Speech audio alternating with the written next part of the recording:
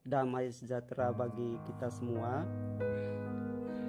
Materi kita kali ini tentang sakramen imamat. Ada beberapa tujuan yang hendak kita capai dalam materi kali ini, yaitu yang pertama, menyadari bahwa Kristus memilih umatnya untuk menjadi imam dan menjalankan fungsi khusus dalam gereja. Yang kedua, mengerti materi dan forma sakramen imamat. Yang ketiga, mengerti 3 tingkatan dari tabisan yang terdiri dari uskup, imam, dan diakon. Sebagai pengantar, pada dasarnya panggilan sebagai imam berlaku untuk semua orang yang sudah dibaptis. Namun, Tuhan menunjukkan orang-orang pilihannya untuk menjadi imam tertabis atau yang disebut juga dengan imam jabatan. Yesus menunjuk secara khusus imam yang ditabiskan untuk melanjutkan karyanya di dunia sampai akhir zaman, dan juga untuk melayani imam bersama. Ada 2 materi sakramen imamat, yaitu yang pertama, penumpangan tangan oleh uskup. Ini ada gambar bagaimana uskup sedang menumpangkan tangannya di atas imam yang hendak ditabiskan. Lalu yang kedua, ada pengurapan dengan minyak di tangan. Selain materi, juga ada forma atau kata-kata saat sakramen tabisan. Formanya yaitu doa dari uskup yang menabiskan, yang memohon dan menyalurkan curahan Roh Kudus kepada yang ditabiskan. Sakramen imamat disebut juga sakramen tabisan, adalah sakramen yang dengannya seseorang dijadikan uskup, imam, atau diakon. Hanya uskuplah yang berhak dan boleh melayankan sakramen ini. Jadi, dengan menerima sakramen imamat, seseorang dapat menjadi uskup, menjadi imam, dan juga menjadi diakon. Dan untuk memberikan sakramen ini hanya oleh uskup, termasuk paus. Paus itu sendiri juga adalah uskup. Sakramen imamat diterima oleh seseorang sekali seumur hidup, jadi tidak diulang-ulangi lagi, hanya sekali seumur hidup, sama halnya dengan sakramen baptisan. Apa yang menjadi makna dari sakramen imamat? Ada beberapa makna. Yang pertama, seseorang diangkat untuk mengabdikan dirinya sebagai citra Kristus atau gambar Kristus. Oleh karena itu, berkat sakramen imamat, seseorang bertindak atas nama Kristus kepala, in persona Christi Capitis. Yang kedua, seseorang diangkat menjadi pelayan gereja. Imamat adalah salah satu bentuk pelayanan. Adapun tugas yang oleh Tuhan diserahkan kepada para gembala umatnya itu sungguh-sungguh merupakan pengabdian. Ini bisa kita baca dalam Lumen Gentium artikel 24. Sebagai pelayan, maka seseorang imam harus menjalankan 3 tugas Kristus, yaitu sebagai imam yang tugasnya untuk menguduskan, sebagai nabi tugasnya untuk mengajar, dan sebagai raja tugasnya untuk memimpin dan melayani. Yesus sendiri telah menunjukkan tugas pelayanan kepada para muridnya.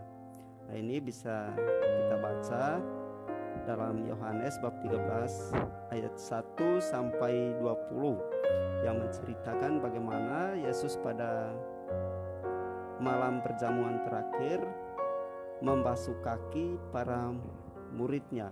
Nah, hal ini menunjukkan bahwa Yesus mau melayani, Yesus mau memberikan contoh dan teladan kepada para muridnya untuk menjadi pelayan, karena Yesus datang bukan untuk dilayani tetapi untuk melayani.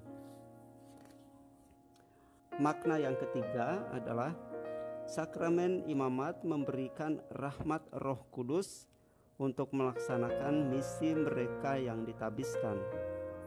Rahmat Roh Kudus memberikan daya untuk mencapai tujuan yang menjadi sasaran pelayanannya demi pelayanan terhadap Tuhan dan terhadap sesama. Mereka yang ditabiskan harus bisa menjadi teladan bagi umat-umatnya dengan keyakinan yang didasarkan persekutuan dan persahabatannya dengan Yesus Kristus sendiri. Makna yang keempat, makna imamat yang keempat adalah komunitas. Sesudah ditabiskan seorang imam tidak dapat berdiri sendiri. Ia digabungkan ke dalam suatu komunitas para imam. Dapat melaksanakan tugas mereka hanya ketergantungan dan kesatuannya dengan uskup. Mereka harus bergabung dengan komunitasnya karena imam membutuhkan imam yang lain dalam tugasnya. Di dalam tabisan terdapat 3 jenjang. Pelayanan gereja yang ditetapkan oleh Allah dijalankan dalam berbagai pangkat oleh mereka yang sejak kuno disebut uskup, imam, dan diaken. Bandingkan Lumen Gentium artikel 28.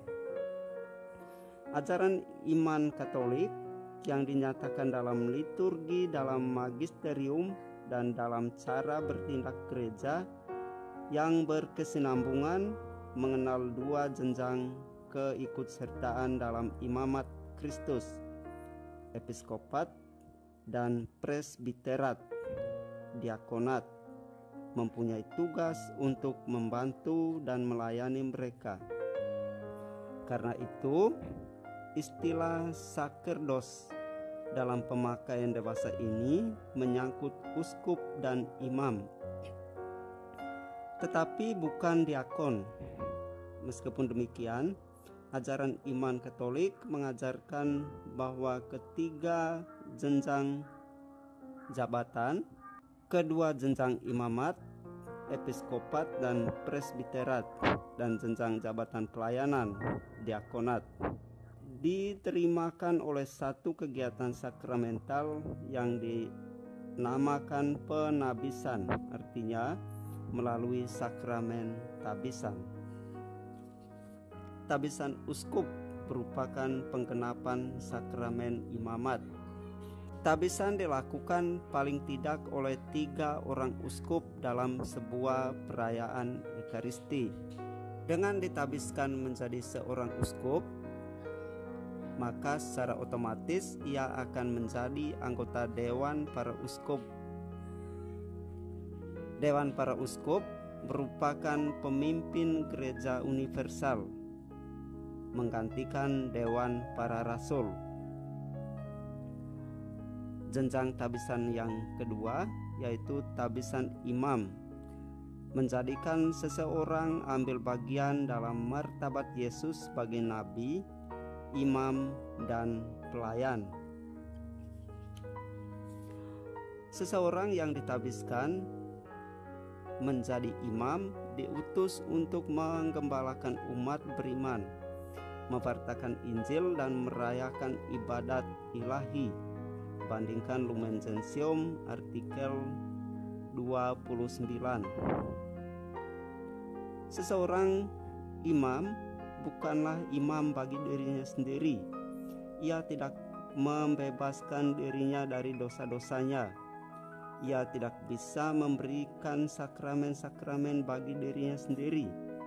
Misalnya, ketika ia sakit dan membutuhkan perminyakan suci, ia tidak bisa memberikan perminyakan suci itu oleh dirinya sendiri, tetapi harus diberikan oleh imam yang lain.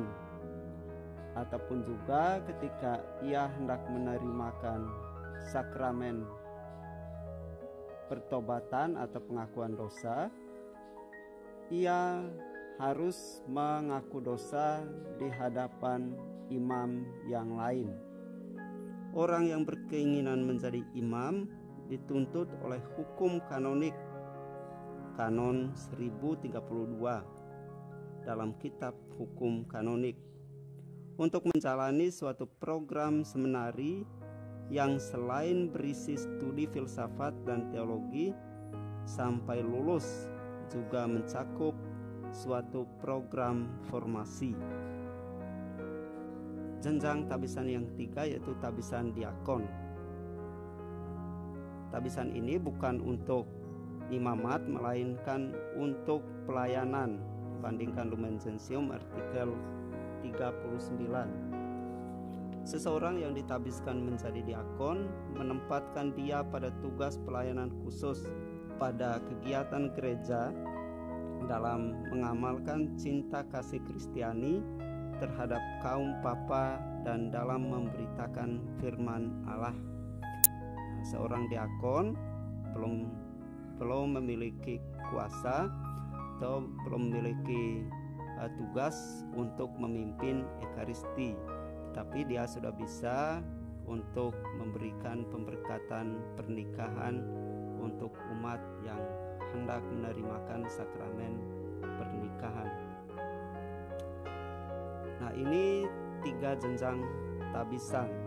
Nah, dalam hal pelaksanaannya untuk menuju tabisan-tabisan tersebut, yang pertama diterima itu adalah tabisan diakon, kemudian tabisan imamat, dan sebagai penggenapan atas tabisan itu maka seseorang yang dipercayakan untuk menjadi uskup atau pemimpin gereja lokal, maka dia akan menerimakan sakramen tabisan episkopat atau sakramen tabisan uskup. Ada pola hidup yang radikal dari seorang yang tertabis. Seseorang yang ditabiskan dituntut untuk mengikuti pola hidup Yesus secara radikal. Yang pertama, tidak menikah seumur hidup, atau seorang yang tertabis itu harus hidup selibat. Tidak menikah dalam hal ini hendak mengikuti nasihat Injili, yakni demi kerajaan Allah. Bandingkan Matius bab 19 ayat 12. Yang kedua, dia harus taat. Yesus sendiri taat pada Bapanya sampai mati, bahkan sampai mati di kayu salib. Bandingkan Filipi bab 2 ayat 8. Ketaatan seorang tertabis dapat diwujudkan dalam segala tugas yang diberikan kepadanya. Seorang tertabis tentunya harus taat pada uskup kalau dia seorang imam projo, dan juga bagi seorang biarawan, maka selain dia taat kepada uskup, dia juga taat pada pimpinan kongregasinya. Cara hidup yang ketiga, hidup radikal yang ketiga, yaitu harus hidup miskin. Seorang tertabis harus bersedia hidup miskin, melepaskan segala secara sukarela hak untuk memiliki harta benda. Yesus sendiri telah memberikan teladan kemiskinan. Ia tidak memiliki apa-apa, tidak terikat pada harta. Bandingkan Matius bab 8 ayat 20, bab 19 ayat 21, dan Lukas bab 9 ayat 58. Nah, ini 3 tuntutan hidup bagi seorang yang tertabis, yaitu dia harus hidup selibat, harus taat, dan harus menghayati kemiskinan. Demikian kalau di dalam sebagai seorang imam biarawan, maka 3 hal ini diungkapkan dalam bentuk kaul, yaitu kaul kemurnian atau hidup selibat, kaul ketaatan, dan kaul kemiskinan. Penghayatan akan ketiga nasihat Injil ini tentu berbeda antara imam-imam projo dan imam biarawan. Namun ketiganya tetap melambangkan tanda penyerahan diri seutuhnya kepada Tuhan dan gereja demi terwujudnya perutusan yang Yesus kehendaki bagi umat yang dipanggil dan dipilih secara khusus untuk ini. Demikian materi mengenai sakramen imamat. Semoga dapat memahami. Sampai jumpa. Tuhan memberkati.